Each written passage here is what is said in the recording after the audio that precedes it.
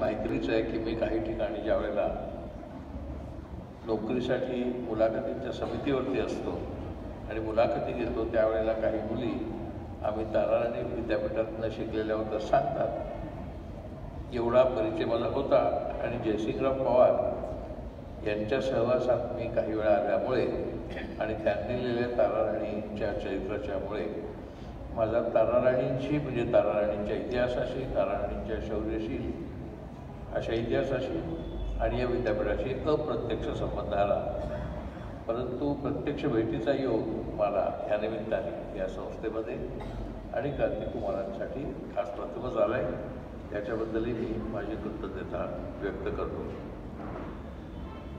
व्यासपीठावर जे सर्व मान्यवर बसले आहेत ते मान्यवर आणि आपण सर्व बंधू भगिनींनो आणि विद्यार्थिनींनो, मला जो विषय दिलेला आहे किंवा मी घेतलेला आहे तो आहे भारताची सद्यस्थिती आणि भविष्य. आता ज्यावेळेला आपण सद्यस्थिती हा शब्द वापरतो त्यावेळेला सद्यस्थिती म्हणजे आत्ताचं हे 2023 साल जे संपत आलं आहे आणि पुढल्या आठवड्यामध्ये 2024 सालाला सुरुवात होईल. म्हणजेच अजून साधारणपणे 76 वर्षांनी हे शतक संपेल. हे शतक ज्या वेळेला संपेल त्यावेळेला इथे बसलेले जे 50च्या पुढचे लोक आहेत त्यांना मी कितीही शुभेच्छा दिल्या की त्यांना दीर्घायुष्य लाभो तरी त्या शुभेच्छांचा परिणाम होणार नाही. त्यामुळे माझं पुण्य कमी पडेल असं नाही. निसर्ग नियतीनुसार त्यांना काही ह्या शतकाचं शेवटचं वर्ष 2099 पाहायला मिळेल असं मला वाटत नाही. तरी मी त्यांना शुभेच्छा देतो. आज ज्या विद्यार्थिनी इथे आहेत त्यांना मात्र कदाचित 2099 पाहायला मिळेल, पण त्यासुद्धा त्यावेळेला साधारणपणे 80, 90, 100 अशा वयाच्या असतील. त्यामुळे त्या मुलींनी कधीतरी असा निबंध लिहिला की मी ज्या वेळेला 90 वर्षाची असेल त्यावेळेचं जग कसं असेल किंवा मी 100 वर्षाची असेल त्यावेळेचं जग कसं असेल, असा निबंध त्यांनी जर लिहिला तर त्यांना एक वेगळंच विश्व त्यांच्या मनामध्ये, विचारामध्ये तयार होऊ शकेल. पण तेवढा दीर्घकाळ आपण आत्ता विचार आपल्या घेऊया नको. आपण थोडासा जवळचा विचार घ्या. म्हणजे 2045 साली या विद्यामंदिराला शताब्दी होईल, ताराराणी विद्यामंदिराला. 2047 साली भारताच्या स्वातंत्र्याला शताब्दी होईल आणि 2050 भारताच्या प्रजासत्ताकाला शताब्दी होईल.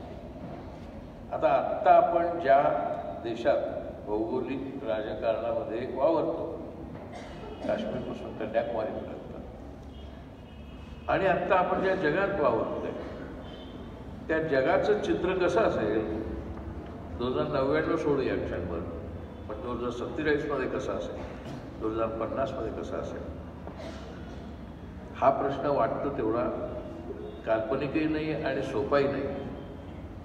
2047 आपल्या देशाची लोकसंख्या ही साधारणपणे अगदी कठोर हिशेब जर काढला तर ती कमीत कमी 2 अब्ज असेल. आता 2 अब्ज लोकसंख्येसाठी आपल्याला धान्य उत्पादन करावं लागेल, त्यांच्या पाण्याची सोय करावी लागेल, त्यांच्या वाहतुकीची सोय करावी लागेल. आत्ताच जर तुम्ही पाहाल तर आपल्या देशामध्ये असा एकही कुटुंब नाही की ज्या कुटुंबाच्या हातात मोबाईल फोन नाही. आता मोबाईल फोन आम्ही सगळ्यांनी इथे बसलेल्यांनी किंवा इथे ज्यांचं वय जास्त आहे त्यांनी 20 वर्षापूर्वी जेव्हा पाहिला त्यावेळेला ते मोठं महागडं असं एक खेळणंच होतं आणि ते सर्वसाधारणपणे फक्त मध्यमवर्गीय किंवा उच्च मध्यमवर्गीय लोकांच्याच हातात होतं. आज आपण पाहतोय तर ते सर्वजण, मग मुंबईतले हमाल असतील, भाजीवाले असतील किंवा अगदी लहान विद्यार्थी असतील 4-5 वर्षाचे, त्यांच्याही हातात मोबाईल फोन आहे. जो मोबाईल फोन ही संज्ञासुद्धा 1980च्या दशकात आमच्यापैकी कोणालाही माहिती नव्हती. आम्हाला फोन माहिती होता पण मोबाईल फोन माहिती नव्हता. नंतर मोबाईल फोन आला पण स्मार्टफोन माहिती नव्हता. स्मार्टफोन आला, पण व्हॉट्सॲप माहिती नव्हता. तो तर अक्षरशः गेल्या 10 वर्षात आला आहे. आमच्या पिढीने तर घरामध्ये टेलिव्हिजन ज्या वेळेला आला त्यावेळेला त्या टेलिव्हिजनचं स्वागत घरात गणपती आल्यावर जसं केलं जातं तसं केलेलं आहे. कारण गणपती येताना आपण जसं त्याच्यासाठी एक टेबल ठरवतो, मखर करतो, तसे त्यावेळेचे टेलिव्हिजन सेटसुद्धा असे मखरामध्ये वगैरे यायचे. दरवाजा वगैरे त्याला उघडायची सोय होती. तो दरवाजा उघडायचा आणि टी व्ही लावायचा. अशा काळामध्ये आम्ही सगळे वाढलेले असल्यामुळे आम्हाला मोबाईलबद्दल अजूनही अप्रूप वाटतं, जे आत्ताच्या मुलांना टी व्हीबद्दलही वाटत नाही, मोबाईलबद्दलही वाटत नाही.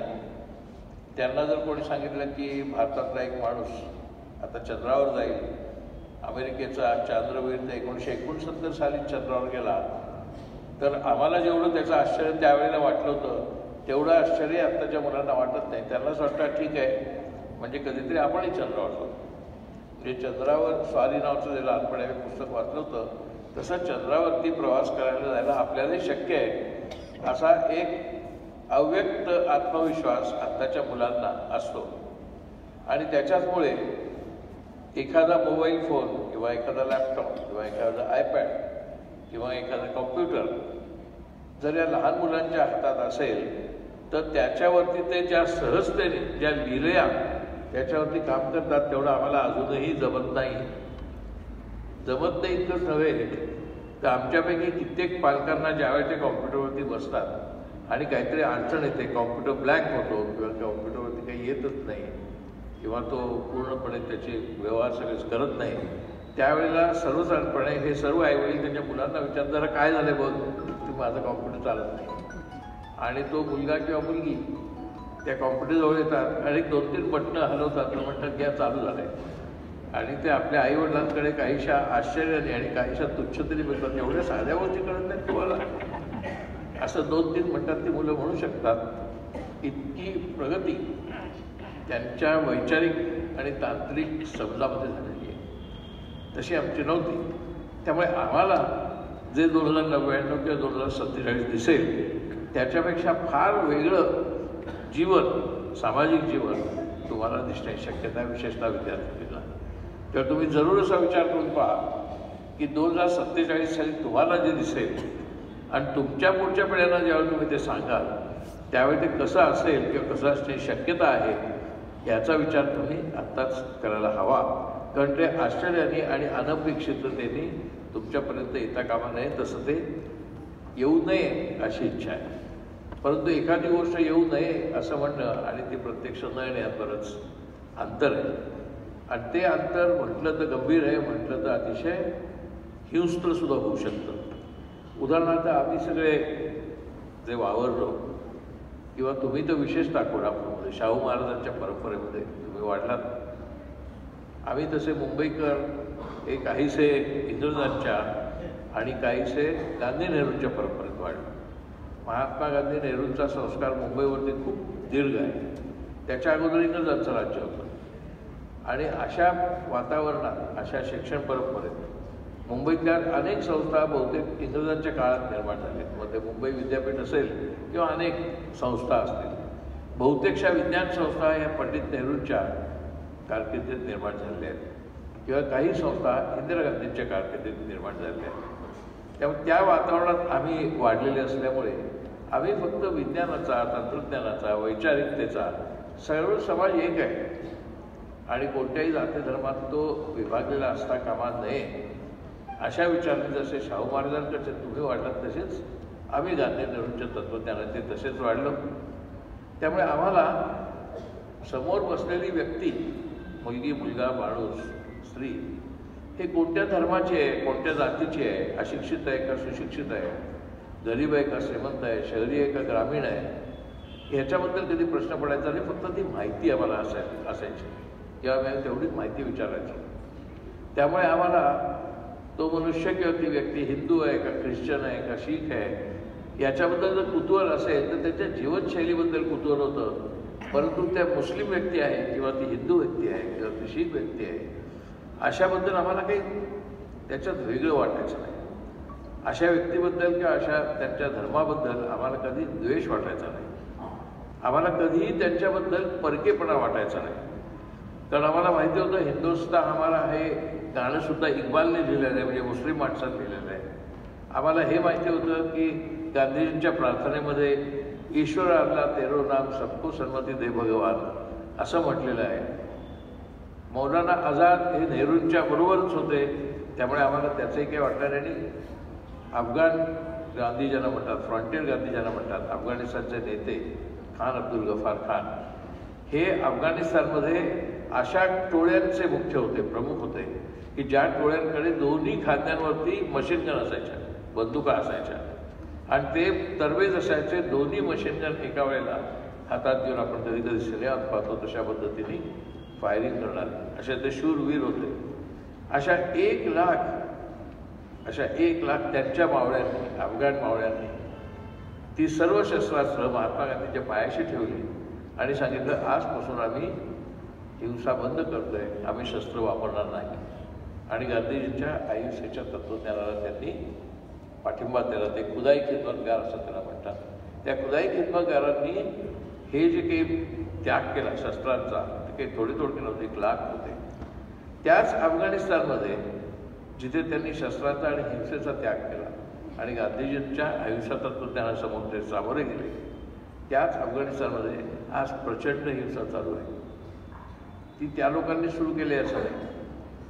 अमेरिकेने त्या अफगाणिस्तानवरती बॉम्बिंग केलं, त्या लोकांवरती हल्ले केले आणि जवळजवळ गेले 30 वर्ष अफगाणिस्तानमध्ये युद्ध चालू आहे. म्हटलं तर काही प्रमाणात ते यादवी आहे, म्हटलं तर काही प्रमाणात ते अमेरिकन आक्रमणाच्या निषेधात आहे. अशा अफगाणिस्तानमधलेच खुदाई खिदमतगारचे स्वयंसेवक शस्त्रास्त्र टाकून गांधीजींना शरण गेले. हे आज जर कोणाला सांगितलं तर कोणाला पटकन खरं पण वाटणार नाही. असं ते वातावरण त्यावेळेला होतं. भारताच्या स्वातंत्र्य चळवळीचा संस्कार त्या खुदाई खिदमतगारांच्या स्वयंसेवकांवरती झाला होता, फ्रंटियर गांधींवरती झाला होता, खान अब्दुल गफार खानवरती झाला होता. म्हणजेच आपल्याला असं म्हणता येईल की भारताच्या स्वातंत्र्याचा जो संग्राम आहे तो काही फक्त भारतापुरता मर्यादित नव्हता, तो भारताच्या बाहेरही मर्यादित होता. त्यावेळेला पाकिस्तान नव्हताच. 13 ऑगस्ट 1947पर्यंत भारत पाकिस्तान हे हिंदुस्थान म्हणूनच ओळखले जायचे. पण 13 ऑगस्ट 47च्या मध्यरात्री असा निर्णय झाला की 14 ऑगस्टला पाकिस्तान निर्माण होईल आणि 15 ऑगस्टला भारत निर्माण होईल. त्या पार्श्वभूमीवरती प्रचंड मोठे दंगे झाले हिंदू मुस्लिम फाळणीच्या निमित्ताने. परंतु तरीसुद्धा त्याच्यानंतर हिंदू मुस्लिमांचे दंगे फारसे झाले नाहीत. कुठेतरी युपीत, कुठेतरी मध्य प्रदेशमध्ये, कुठेतरी बिहारमध्ये, क्वचित भिवंडीला असे दंगे व्हायचे. परंतु हिंदू मुस्लिम द्वेष जसा आज आपल्याला समाजामध्ये दिसतोय या क्षणाला, तसा त्यावेळेला काही दिसला नव्हता. तसे मुसलमानांच्याबद्दल गैरसमज नव्हते. तेव्हापासून ते आत्तापर्यंत जर तुम्ही हिंदी चित्रपट पाहिले तर हिंदी चित्रपटात सगळेच्या सगळे हिंदू मुस्लिम अत्यंत एकत्रपणे अतिशय उत्तम चित्रपट त्यांना सादर करत होते. म्हणजे महबूब स्टुडिओमधनं मदर इंडिया नावाचा सिनेमा निघाला, ज्याच्यात नर्गिस मुक्ती होती, पण बाकीचे जे होते त्यात सुनील दत्तसारखे हिंदू होते. ज्यांचं लग्न त्या सिनेमामुळेच नर्गिस यांच्याशी पुढे झालं. कधी कोणाला वाटायचं नाही देवानंद हिंदू आहेत का मुस्लिम आहेत, दिलीप कुमार हिंदू आहेत का मुस्लिम आहेत, त्याचे प्रश्न लोकांच्या डोक्यात कधी आले नाही. अशोक कुमार, किशोर कुमार हिंदू होते, दिलीप कुमार मुस्लिम होते, पण म्हणून त्यांना कधी, किंवा राज कपूर हिंदू होते म्हणून कधी याच्याबद्दल आमच्या मनात काही संशय आला नाही, किंवा मत्सर आला नाही, किंवा द्वेष आला नाही. अलीकडच्या काळामध्ये अनेक वेळेला शाहरुख खान किंवा सलमान खान, आमिर खान यांच्याबद्दल बोलताना ते मुस्लिम आहेत असं बोललं जातं. आम्हाला आठवतच नाही आम्ही कधी दिलीप कुमार किंवा नर्गिस या मधुबाला यांना मुस्लिम म्हणून कधी समजलं. आम्ही त्यांना उत्तम कलाकार, उत्तम चित्रपटकार, चित्रपटातले अभिनेते, अभिनेत्री एवढंच आम्ही ओळखत होतो. मग हे वातावरण आपलं गेल्या साधारणपणे 10-15 वर्षात पूर्णपणे बिघडलेलं आहे. आणि त्याच्यामुळे असं जर ते वातावरण बिघडत गेलं तर भविष्य काळामध्ये जर हिंदू मुस्लिम असे दंगे झाले आणि त्यातनं यादवी सदृश वातावरण निर्माण झालं तर ह्या देशाची पुन्हा फाळणी पण होऊ शकते. इथपर्यंत ते वाईट वातावरण जाऊ शकतं, जाईल असं नाही. ते जाऊ नये ह्याच्यासाठी आपल्या हातात सूत्र आहे, आपण ते ठरवायचं आहे. म्हणजे 2047 साली स्वातंत्र्याच्या शताब्दीला किंवा फाळणीच्या शताब्दीला दुसरी फाळणी होता कामा नये हा निर्धार आपला असला पाहिजे. म्हणजे भारताची एकात्मता आणि भारताची एकता हे सांभाळण्याचं काम आपल्या हातात आहे. नाहीतर मात्र जर आपण ते केलं नाही तर 2047 साल आपल्या हातातनं निघून जाईल आणि आपल्या देशाची भौगोलिक, राजकीय, वैचारिक आणि आध्यात्मिक एकात्मता सुद्धा नष्ट होऊ शकेल. हा धोका आता आहे, त्याची आपल्याला पूर्ण जाणीव असली पाहिजे. 2050मध्ये प्रजासत्ताकाची स्थापना असेल. खूप वेळेला लोक असं विचारतात की तुम्ही लोकशाही प्रजासत्ताक असं म्हणता स्वतःला. असे दोन्ही शब्द कशाला? प्रजासत्ताक म्हणजे प्रजेची सत्ता म्हणजे लोकशाही, लोकांची शाही. मग तुम्ही लोकशाही प्रजासत्ताक असं का म्हणता? किंवा तुम्हाला 2 स्वातंत्र्य दिन कशाला लागतात? एका अर्थाने स्वातंत्र्य दिन म्हणजे 15 ऑगस्ट 1947ला स्वातंत्र्य दिन आणि 26 जानेवारी 1950ला प्रजासत्ताक दिन. स्वातंत्र्य झाल्यानंतर पुन्हा प्रजासत्ताक का? तर आपल्याला हे लक्षात ठेवलं पाहिजे की ह्या दोन्ही घटना, स्वातंत्र्य आणि नंतरचं प्रजासत्ताक, ह्या अत्यंत महत्त्वाच्या आहेत. कशा महत्त्वाच्या आहेत? तर 47 साली ज्यावेळेला आपण स्वतंत्र झालो त्यावेळेला आपण राज्यघटना नसताना स्वतंत्र झालो. राज्यघटना त्यावेळेला बनत होती आणि राज्यघटना बनणं त्यावेळेला हे एका विशिष्ट अडचणीत सापडलेलं होतं. कारण ज्यावेळेला राज्यघटना समिती स्थापन झाली त्यावेळेला ती 46 साल होतं. त्यावेळेला भारत एकच होता. म्हणजे संपूर्ण भारताची राज्यघटना तयार करण्याची जबाबदारी त्यांच्यावर होती. 47 साली ती समिती ज्यावेळी बसली त्यावेळी फाळणी झाली होती. मग त्यांना फाळणीनंतरच्या त्यांनाच तिकडे आजारपण आलं आणि त्याच्यामध्ये ते मरण पावले. ते भारताला स्वातंत्र्य मिळण्याच्या अगोदर 5 वर्ष मरण पावले. भारत आणि चीन यांचे संबंध चांगले नाहीत. कधी कधी आपल्यात युद्धही झालं आहे 62 साली आणि अजूनही कधी कधी वातावरण तणावाचे असतात. असं जरी असलं तरी द्वारकानाथ कोटणीसांचा जो चीनमध्ये पुतळा आहे त्या पुतळ्यापुढे नतमस्तक होण्यासाठी आजही चीनचे सर्व भले भले नेते येतात आणि त्यांच्यासमोर नतमस्तक होतात, त्यांना हार गुच्छ देतात. चीनमध्ये द्वारकानाथ कोटणीस आपल्या महाराष्ट्रातले. म्हणजे भारत चीन यांचे संबंध हे की नव्याने नाही आहेत, ते युद्धामुळे तयार झालेले नाहीत, ते त्यांच्या क्रांती चळवळीपासून आहेत. आणि आपल्या स्वातंत्र्य चळवळीतले नेते आणि त्यांच्या क्रांतीचे नेते म्हणजे माओ त्से-तुंग, चाओ यांचे आपले जवळचे संबंध होते. म्हणजे जसं मी सांगितलं की अफगाणिस्तान हाही आपल्या चळवळीशी निगडीत आहे, तसा चीन हाही आपल्या चळवळीशी निगडीत आहे. आणि तिबेट आणि श्रीलंका हे 2 बुद्धिस्ट प्रभावाचे देश आहेत. आणि आपल्याकडच्या अनेक नेत्यांच्या नेहरूंच्या टेबलावरती मुख्यतः जो पुतळा आहे त्या होता त्यावेळेला तो बुद्धाचा पुतळा होता. त्यामुळे बुद्धाचं तत्त्वज्ञान जे पुढे आंबेडकरांनी स्वीकारलं ते सुद्धा आपल्याला जवळच आहे. आता बुद्धाच्या तत्त्वज्ञानाने प्रेरित झालेले जवळजवळ सगळे देश आहेत, अनेक, विशेषतः आपल्या आशियामध्ये. जपान बुद्धाच्या तत्त्वज्ञानाचा आहे, व्हिएतनाम आहे, कंबोडिया आहे, लाओस आहे, चीनसुद्धा ही कम्युनिस्ट क्रांती होण्याच्या अगोदर बुद्धिस्ट प्रभावाखाली होता, तैवान आहे. असे अनेक देश बुद्धिस्ट प्रभावाखाली आहेत. बुद्धिस्ट प्रभावाखाली आहेत याचाही भारताला गौरव आहे. याचं कारण असं, बुद्धाचं तत्त्वज्ञान एका अर्थाने आपल्या भारतामध्येच, ज्या तिरंग्याच्याबद्दल आपण बोलतो आपलं झेंडा, त्या तिरंग्यातलं ते जे चक्र आहे ते अशोक चक्र ते बुद्धाच्या तत्त्वज्ञानातून आलेलं आहे. अशोक राजाने बुद्धिझम स्वीकारला होता. आणि ह्युएन हा चीनचा एक विद्वान पंडित हिमालय क्रॉस करून सुमारे 1200 वर्षांपूर्वी भारतात आला, नालंदा विद्यापीठामध्ये आला.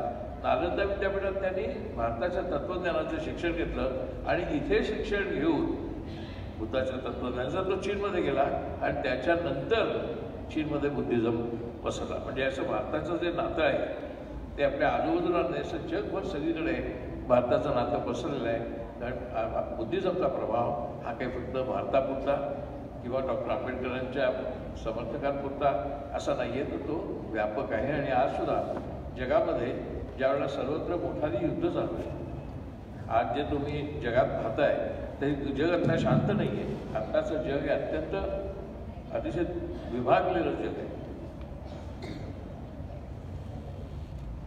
रशिया आणि युक्रेन तुम्हाला कदाचित टी व्हीवरती किंवा वर्तमानपत्रात लक्षात येत असेल, यांच्यामध्ये घनघोर युद्ध चालू आहे, गेली 2 वर्ष चालू आहे.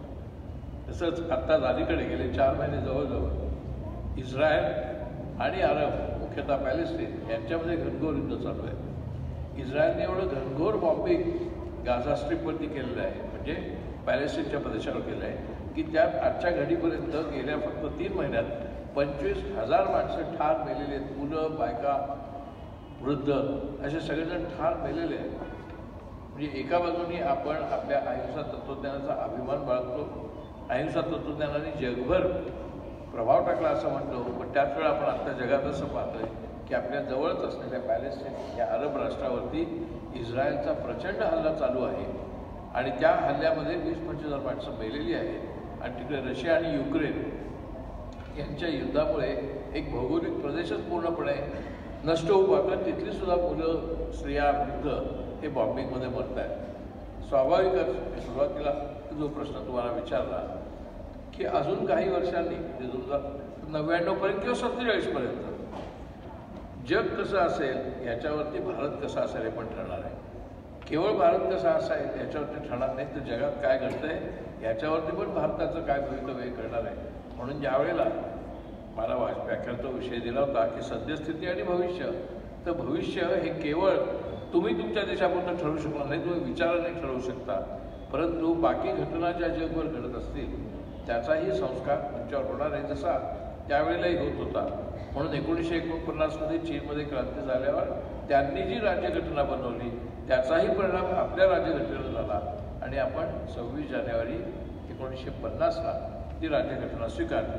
म्हणजे 15 ऑगस्ट 47ला जरी स्वातंत्र्य मिळालं तरी 26 जानेवारी 50ला आपण राज्यघटना स्वीकारली, परंतु लगेच निवडणुका झाल्या नाही. जगामध्ये भारत हा एकमेव देश असा आहे की राज्यघटना निर्माण होण्यापूर्वी आणि निर्माण झाल्यानंतर एकमेव देश भारत असा आहे की जिथे त्यांनी ताबडतोब स्त्रियांना पूर्ण मतदानाचा हक्क दिला. जगात असं कोणतंही राष्ट्र नाही. अमेरिका, इंग्लंड इथे सुद्धा त्यांना खूप वर्षांनी स्त्रियांना मतदानाचा हक्क मिळाला. आपला स्वातंत्र्याच्या दिवशी, पहिल्याच दिवशी हा निर्णय झाला होता की स्त्रियांना मतदानाचा हक्क पुरुषांना एवढाच मिळेल. म्हणजे 47 साली तो मिळाला, 50 साली तो राज्यघटनेने अधोरेखित केला आणि त्यामुळे भारत हा एकमेव देश सुरुवातीपासून स्त्रियांच्या आणि पुरुषांच्या समानतेच्या प्रश्नावरती एक आला.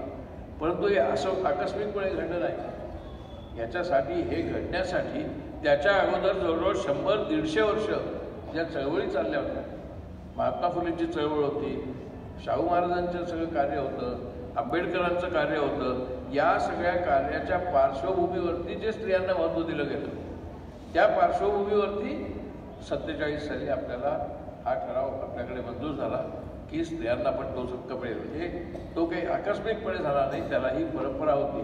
म्हणून मी मगाशी म्हटलं की 1945 साली ताराराणी विद्या मंदिराला ज्यावेळी शताब्दी होईल त्यानंतर 2 वर्षांनी भारताच्या स्वातंत्र्याचे होईल, पण त्या दोन्हीमध्ये समान धागा स्त्री स्वातंत्र्याचा, स्त्री पुरुष समानतेचा आहे आणि तो स्त्री पुरुष समानतेचा धागा हा आपल्याला पुढेपर्यंत टिकवायचा आहे. आता तो काही त्याच्यातनं मागे कोणी जाऊ शकणार नाही. कोणत्याही विचाराचं, कोणत्याही पक्षाचं राज्य आलं तरी स्त्री पुरुष समानतेच्या ह्या समानतेच्या मुद्द्याला कोणीही आता आव्हान देऊ शकणार नाही. इतका भारत पुढे गेलेला आहे. भारत काही इतर देशाच्याही या बाबतीमध्ये पुढे गेलेला आहे समानतेच्या प्रश्नावरती. ती समानता आपल्याला टिकवायची. आता स्वाभाविकच प्रश्न येतो, मगाशी मी ज्याचा उल्लेख केला तो म्हणजे विज्ञानाचा, विज्ञानाच्या एकूण झेपेचा. मगाशी मी तुम्हाला सांगितलं त्याप्रमाणे आम्हाला कोणाला मोबाईल माहीत नव्हता, खरं म्हणजे टी व्ही माहीत नव्हता. आमच्यापैकी काही लोकांना तर घरात ट्यूब आल्यानंतर सुद्धा आनंद झाला, ट्यूबलाईट आल्यानंतर. असा काळ आम्ही पाहिलेला आहे. तुमच्या काळात मोबाईल जर तुमच्या हाताशी गेल्या 10 वर्षात व्हॉट्सॲप सहित आणि जगभर कनेक्ट, तुम्ही आता नुसतं एक बटन दाबून अमेरिकेत बोलू शकता, दुबईला बोलू शकता, कुठेही तुम्ही बोलू शकता, असं आम्हाला कधीही वाटलं नव्हतं. त्या काळात तर मला आठवतं, मी पत्रकार होतो तर मला डोंबिवलीतून मुंबईला ट्रंक कॉल करायला लागायचा. तो सुद्धा 3-3 वर्ष, 3-3 तास तो थांबायला लागायचा. तर तो डोंबिवलीचा ट्रंक कॉल 3 तास काही मिळायचा नाही आम्हाला. इतका काळ होता. प्रत्यक्ष फोन मिळाला, घरामध्ये फोन असावा ही विनंती करून ती विनंती मान्य होण्यासाठी वशिले लावायला लागायचे खासदारांची, आमदारांची की आम्हाला फोन द्या. आता तुम्ही दुकानात जाता, फोन विकत घेता, लगेच जगाशी कनेक्ट करू शकता. हे सगळं स्वप्नवत वाटावं असं त्यावेळेला होतं. आता ते तुम्हाला वास्तवातलं आहे. त्यामुळे हे वास्तवातलं तंत्रज्ञान जे आहे, हे वास्तवातलं तंत्रज्ञान आता पुढे अजून कसं विकसित होणार आहे. जर आम्हाला 20 वर्ष, आम्हाला म्हणजे तुम्हाला सुद्धा 20 वर्षापूर्वी इंटरनेट म्हणजे काय माहीत नव्हतं. इंटरनेट कंपनीची म्हणजे गुगल कंपनीची स्थापना थोडी 1995ची आहे. 1998ला ते सुरुवात झाली आणि ह्या शतकात म्हणजे 2000 नंतर गेल्या 23 वर्षात इंटरनेट पसरायला सुरुवात झाली. म्हणजे या सगळ्या 25 वर्षातल्या गोष्टी आहेत. गुगल 25 वर्षापूर्वीचा आहे फक्त, 98 सालपासून तर धरलं तर.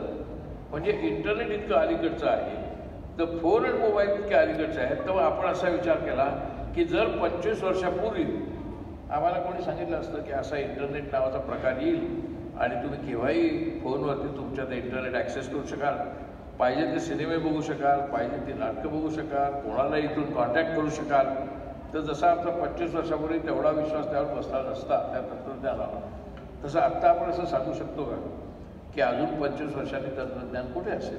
नुसतं मोबाईल नाही, एकूण तंत्रज्ञान कुठे असेल आणि त्याचा परिणाम आपल्या जीवनावरती काय होईल, याचा परिणाम किती झाला आहे जीवनावर हे माहिती आहे. कित्येक शाळा कॉलेजांमध्ये त्यांनी असं ठरवलं मुख्याध्यापकांनी की मोबाईल मुलांना आणायला परत द्यायचे नाही शाळेमध्ये. असं काही अजून शाळांमध्ये चालू येते, परंतु काही ठिकाणी असं ठरवलं त्यांनी, तो नियम केला की मोबाईल आणला तर तो जप्त केला जाईल. त्यामुळे मुलं दप्तरामध्ये मोबाईल घेऊन आली तर तो तिथे जप्त केला जायचा.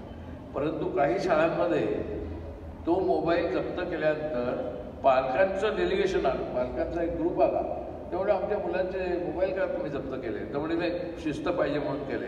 तेवढे मग त्यांना शिस्त शिकवा, पण तुम्ही मोबाईल का जप्त केले, आणि त्यांनी त्यांना मोबाईल परत ठेवायला सांगितला आणि मुलं परत सर्रास मोबाईल घेऊन यायला लागले. म्हणजे पालकाचा सुद्धा आग्रह मोबाईल जप्त करायच्या विरोधात होता. यातून तुमच्या लक्षात येईल की आता तंत्रज्ञान इतकं अपरिहार्य झालं आहे की तुम्हाला कित्येक लोकांना तर आत्ता मोबाईलशिवाय जीवन म्हणजे त्यांना कल्पनाच करवत नाही की आपल्या हातात मोबाईलच नाही.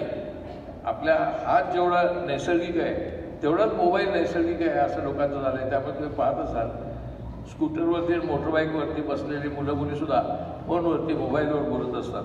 एक हात मोबाईलच्या कानात लावलेला, दुसरा हात हँडलवरती, अशा पद्धतीने ते स्कूटर आणि फटफटीवर मोटरबाईकवर लोक जात असतात. इतका मोबाईल हा तुमच्या शरीराच्या अवयवासारखा भाग झाला आहे. आता ह्याच्या पुढच्या काळामध्ये ह्याच्या पुढे जे तंत्रज्ञान होतच आहे, कारण तंत्रज्ञान हे सारखं विकसित होतं आहे. आणि तुमच्या लक्षात येईल की आत्ताच्या कोणत्याही मुलांना कॉलेजला गेल्यानंतर विचारलं की तुम्हाला पुढे काय करायचं आहे, तर त्यांना विज्ञान तंत्रज्ञान जायचं असतं इतकंच नव्हे, तर ते त्यांना अनेक मुलं मुंबई पुण्याची इथे सुद्धा, किंवा आम्ही जेव्हा अमेरिकेला गेलो तेव्हा मला मोठ्या प्रमाणावरती माणसं कोल्हापूर, लातूर इकडून आलेली मुलं, मुख्यतः मुलं मला अमेरिकेत भेटलेली आहेत. त्यांची सगळ्यांची महत्त्वाकांक्षा अमेरिकेत जायची असते आणि इथे असणाऱ्या लोकांची सुद्धा अमेरिकेत जायची महत्त्वाकांक्षा असते. मग अमेरिकेत काय असतं एवढं की ज्यामुळे सगळ्या पालकांना असं वाटतं आपल्या मुलांनी अमेरिकेत जावं, सगळ्या मुलामुलींनाही वाटतं कॉलेज संपल्यावर की आपण अमेरिकेत जावं. इतकंच काय, परदेश प्रवास ह्याच्यामध्ये सुद्धा सगळ्यात जास्त इच्छा त्यांना अमेरिकेत जाण्याची असते. अमेरिकेत काय विशेष, असं का नाही कोणी म्हणत की मला नैरोबीला जायचं आहे, मला न्यूयॉर्कला जायचं आहे, पण मला नैरोबीला जायचं कोणी असं सहसा म्हणत नाही. असं कोणीच म्हणत नाही की मला लाहोर आणि कराचीला जायचं आहे, किंवा असं फार कमी जणं म्हणतात की मला बेजिंग किंवा शांघायला जायचं आहे. अमेरिकेला जायचं आहे सगळ्या म्हणतं, काही प्रमाणात थोडंफार लंडन आणि जर्मनीला जायचं असं म्हणणारे मुलं भेटतात, पण सर्वसाधारणपणे अमेरिकेला जायचं. असं काय आहे अमेरिकेत की ज्याच्यामुळे अमेरिकेला जाण्याच्याबद्दलची ही क्रेज म्हणूया, ही इच्छा, तीव्र इच्छा, ही तुमच्या वयाच्या मुलांपासून ते अगदी मोठ्या माणसांपर्यंत म्हणजे 70तल्या माणसांपर्यंत सुद्धा अमेरिकेला जायची इच्छा आहे. याचं एक कारण असं आहे की अमेरिकेने अजून तरी बहुतांशी, त्याच्यावरती टीका ह्या प्रश्नावरती होत असली तरी बाय अँड लार्ज साधारणपणे आपण असं म्हणू शकतो की अमेरिकेने अजून आपली स्वातंत्र्याकांक्षा तशीच टिकवून ठेवलेली आहे. म्हणजे व्यक्ती स्वातंत्र्याची आकांक्षा ही अमेरिकेमध्ये जितक्या काळजीपूर्वक जपली जाते तिथेही जपली जात नाही. काही प्रमाणात तिथे कृष्णवर्णीय लोकांना त्रास होतो, त्यांना ते स्वातंत्र्य मिळत नाही.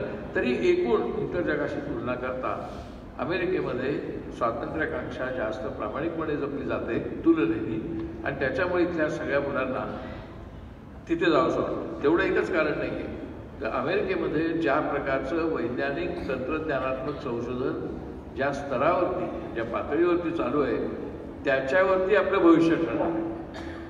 मोबाईलच्या संबंधातली टेक्नॉलॉजी आणि इंटरनेट टेक्नॉलॉजी प्रामुख्याने अमेरिकेत नाही. माणूस चंद्रावर गेला तो पण प्रामुख्याने अमेरिकेच्या तंत्रज्ञानाने गेला, जरी त्याच्यात जर्मन आणि रशियन तंत्रज्ञानाची त्यांना मदत झालेली होती. परंतु तंत्रज्ञान आणि विज्ञान ह्याच्यामध्ये अमेरिकेमध्ये जे मूलभूत संशोधन झाले, ज्याच्यामुळे आपलं सगळ्यांचं जीवन आमूलाग्र बदललं आहे, ती अमेरिका ही विज्ञान तंत्रज्ञानाची पण राजधानी आहे, नुसती राजकीय राजधानी नाही आहे. आणि म्हणून आपल्या सर्व तरुण मुलांना, विशेषतः हुशार मुलांना, किंवा कोणालाही हुशारच असलं पाहिजे नाही, अमेरिकेला जायची इच्छा असते. म्हणजेच आपल्याला ह्याच्या पुढचं आपलं भविष्य, सद्यस्थितीतील भारत किंवा भविष्यातील भारत नव्हे, भविष्यातील जग हे प्रामुख्याने विज्ञान तंत्रज्ञानाच्या आधारे ठरणार आहे. पण ते विज्ञान तंत्रज्ञान असं नाही आहे की फक्त मोबाईल किंवा टी व्ही टेक्नॉलॉजी पुरतं आहे, ते सर्व क्षेत्रात आहे. आता कदाचित इथे असलेल्या काही आमच्या वयाच्या लोकांना माहिती असेल की एखाद्याला जर मोतीबिंदू झाला डोळ्याला, तर त्या मोतीबिंदू झाल्यानंतर त्याचं ऑपरेशन केल्यानंतर त्या व्यक्तीला घरी आल्यानंतर 2-3 महिने, किमान 3 आठवडे घरात गॉगल लावून घरात बसायला लागायचं. आणि तो कॅटरॅक्टचं ऑपरेशन करायलाच त्याला 2-3 दिवस हॉस्पिटलमध्ये राहायला लागायचं. आता ते ऑपरेशन झालं मोतीबिंदूचं की तो व्यक्ती, स्त्री पुरुष कोणी, एक अर्ध्या तासात घरी येतात. एखादा एक 6-7 तास ते फक्त तो गॉगल लावतात, बाकी तो टी व्ही पाहू शकतात, वाचू शकतात, हे सगळं. आणि ते सुद्धा कोणतंही कट न घेता, कोणतंही ऑपरेशन करायला हल्ली शस्त्रक्रिया पण करावी लागत नाही, लेझरच्या आधारे करतात. हे सगळं गेल्या 20 वर्षातलं आहे. म्हणजे फक्त इलेक्ट्रॉनिक्समध्ये, वैज्ञानिक क्षेत्रात, आपल्या शरीर वैज्ञानिक क्षेत्रामध्ये सुद्धा प्रचंड येईल एवढी प्रगती झालेली आहे. कित्येक जण तर आता आतल्या पोटातल्या किंवा शरीरातल्या शस्त्रक्रिया याही कापाकापी न करता शरीराची, त्याच्यामध्ये इंजेक्शन देऊन त्याच्या आधारे, त्या इंजेक्शनच्या आधारे त्यांना आर्टिफिशियल इंटेलिजन्सच्या माध्यमातून तिथे शस्त्रक्रिया करतात. आता आर्टिफिशियल इंटेलिजन्स हा तर गेल्या विशेषतः 15 वर्षात, आणि ChatGPTचा प्रकार तर गेल्या अक्षरशः 5 वर्षामध्ये विकसित व्हायला लागला आहे. अजून तो इन्फन्सी स्टेजला, अगदी लहान वयात आहे ChatGPT. पुढच्या 15-20 वर्षामध्ये हे आर्टिफिशियल इंटेलिजन्स आणि ChatGPT आपलं जीवन, आज जसं मोबाईल व्यापून टाकलेलं आहे मोबाईलने, तसं आपलं संपूर्ण जीवन, भावनिक, वैचारिक, सामाजिक, सांस्कृतिक, हे सगळं ChatGPT व्यापून टाकणार आहे. हा तर एक नवीन नजीकच्या भविष्यातला तुम्हाला टप्पा माहिती आहे. त्याच्यासाठी तुम्हाला 2047ची गरज नाही, 2099ची तर गरज अजिबातच नाही. मग हे सगळं जर होत असेल तर तुम्ही अशा गोष्टी जगात होत असताना, समुद्राच्या तळाशी कसं जायचं ह्याच्यावरती विचार होत असताना, चंद्रावरती कसं जायचं, ह्या विश्वाच्या पलीकडे कसं जायचं, हे जे विश्व आहे, या विश्वाच्या पलीकडे जे विश्व आहे, पूर्वी या विश्वाला युनिवर्स असा शब्द होता. युनि म्हणजे एक, युनिवर्स. आता युनिवर्स हा शब्द कालबाह्य झाला, आता त्याला मल्टीवर्स म्हणतात. जसे अनेक युनिवर्स आहेत, एकच नाही आहे. आणि अशा अनेक युनिवर्समध्ये, ह्या युनिवर्समध्ये आपल्या आणि ह्या सूर्यमालिकेमध्ये भारत हा पृथ्वी हा एकमेव देश असा आहे, आणि पृथ्वी हा एकमेव असा ग्रह आहे, आणि त्याच्यात भारत हा एकमेव असा देश आहे की ज्याच्यातनं बसून आपण त्या पृथ्वीच्या माध्यमातून पलीकडे जाऊन त्या दुसऱ्या विश्वाचा सुद्धा विचार करू शकतो, इतर विश्वाचाही विचार करू शकतो. तशा प्रकारच्या दुर्बिणी आणि तशा प्रकारचं संशोधन आता चालू आहे. मग असं जर असेल, आणि पृथ्वी तलावरचं जीवसृष्टी, मग ती झाडं फुलं असतील किंवा मासे असतील, प्राणी असतील, अगदी ढेकूण डास झुरळसुद्धा असतील, ही जी काही जीवसृष्टी आहे ती आत्ता तरी त्यांच्या म्हणण्यानुसार फक्त पृथ्वीवरती आहे. विश्वातल्या इतर ग्रहांवरती आत्ता तरी त्यांना कुठेही अशी जीवसृष्टी सापडलेली नाही. चंद्रावर नाही, मंगळावर नाही, गुरुवर नाही, कुठेही नाही.